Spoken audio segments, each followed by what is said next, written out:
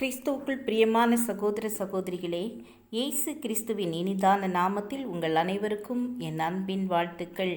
இன்றைய தினம் உங்களுக்காக கொடுக்கப்பட்ட வேத வசனம் எரேமியா 38 அதிகாரம் 20 அதற்கு எரேமியா, உம்மை ஒப்புக்கொடார்கள். நான் உம்மிடத்தில் சொல்லுகிற கர்த்தருடைய வார்த்தைக்கு செவிகொடும். அப்பொழுது உமக்கு நன்மையாயிருக்கும், உம்முடைய ஆத்துமா பிழைக்கும். கர்த்தருடைய வார்த்தையை கேட்கிறவர்களுக்கு நன்மை உண்டாகும். ஒரு ஊரில் ஒரு ராஜா இருந்தார். அந்த ராஜா தன் நாட்டு மக்களை எப்பொழுதும் சோதித்து பார்த்து பரிசு வழங்குவார்.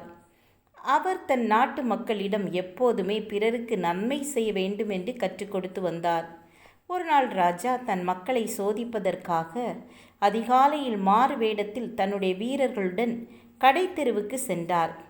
கடைத்தெருவின் நடுவிலே ஒரு பெரிய பாறாங்கல்லை உருட்டி வைத்துவிட்டு ஓரத்தில் நின்று மாறு வேடத்தில் ராஜாவும் போர் சேவர்களும் வேடிக்கை பார்த்தனர். அப்போது கடைத்தெருவிற்கு வந்த ஜனங்கள் இந்த பெரிய பாறாங்கல்லை பார்த்து எரிச்சல் அடைந்தனர். சிலர் ஏசி விட்டு விலகி சென்றனர். சிலர், யார் இந்த பாறாங்கல்லை வைத்தது? அறிவே உங்களுக்கு கிடையாது என்று சொல்லிவிட்டு சென்றனர். சிறிது நேரம் கழித்து ஒரு விவசாயி தன் முதுகிலே காய்கறி மூடையை சுமந்து கொண்டு வந்தார். இந்த பெரிய பாறாங்கல்லை பார்த்தவர், ஐயோ, இது மக்களுக்கும் சிறு பிள்ளைகளுக்கும் இடைஞ்சலாய் இருக்கிறது என்று நினைத்து தன் முதுகில் இருந்த காய்கறி மூட்டையை கீழே இறக்கி வைத்துவிட்டு அந்த பெரிய பாறாங்கல்லை தெருவில் இருந்து சற்று ஒதுக்கி வைத்தார். அப்போது அந்த பாறாங்கல்லின் கீழ் ஒரு எழுதப்பட்ட காகிதம் இருந்தது. அதை எடுத்து விவசாயி வாசித்த பொழுது, அதிலே இந்த பாறாங்கல்லை விலக்கி வைக்கிறவர்களுக்கு நாளை அவர்கள் பாறாங்கல்லில் விலக்கி வைத்த அதே நேரத்தில் யானை மீது ஏற்றப்பட்டு அவர்களுக்கு தக்க சன்மானம் கொடுத்து கௌரவிக்கப்படுவார்கள் என்று எழுதப்பட்டிருந்தது. அவர் வாசித்தபடியே அடுத்த நாள் காலை அவர் வீட்டின் வாசலில் அலங்கரிக்கப்பட்ட யானை மற்றும் அரசனின் பரிவாரங்கள் வந்து நின்றன. இந்த கடிதத்தில் எழுதப்பட்டிருந்தபடியே அவருக்கு சன்மானம் வழங்கப்பட்டது. இந்த கதை நமக்கு எதை கற்றுக் கொடுக்கிறது என்றால், ஒரு கஷ்டம் வருகிறது என்றால் அதனோடு சேர்ந்து சன்மானம் வருகிறது என்பதை அறிந்து கொள்ள வேண்டும்.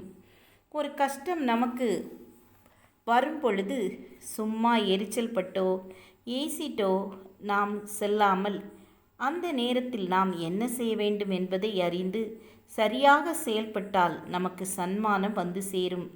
இளம் ஆசாரியனாகிய எரேமியா தேவனுடைய தீர்க்கதரிசியாக இருக்கும்படியாக 20 வயதிலேயே தேவனால் அழைக்கப்பட்டார். இவர் கண்ணீரோடு தேவனுடைய எச்சரிப்பின் வார்த்தையை தைரியமாக கூறினார். எரேமியா தீர்க்கதரிசி யூதாவின் ராஜாவாகிய சிதேக்கியா வாழ்ந்த நாட்களில் யூதாவின் பட்டணத்தில் தரித்திருக்கிறவர்கள் பட்டயத்தாலும் பஞ்சத்தாலும் கொள்ளை நோயாலும் சாவார்கள். ஆனால் கர்த்தருடைய வார்த்தைக்கு செவி கொடுத்தால் நன்மை உண்டாயிருக்கும் என்றும் ஆத்துமா பிழைக்கும் என்றும் எரேமியா கூறினார். எரேமியா சிதேக்கியா அரசரை பார்த்து, நீர் பாபிலோன் அரசரிடத்தில் சரணடைந்தால் அது உமக்கு நன்மையாக இருக்கும், நீர் பிழைத்து கொள்வீர்.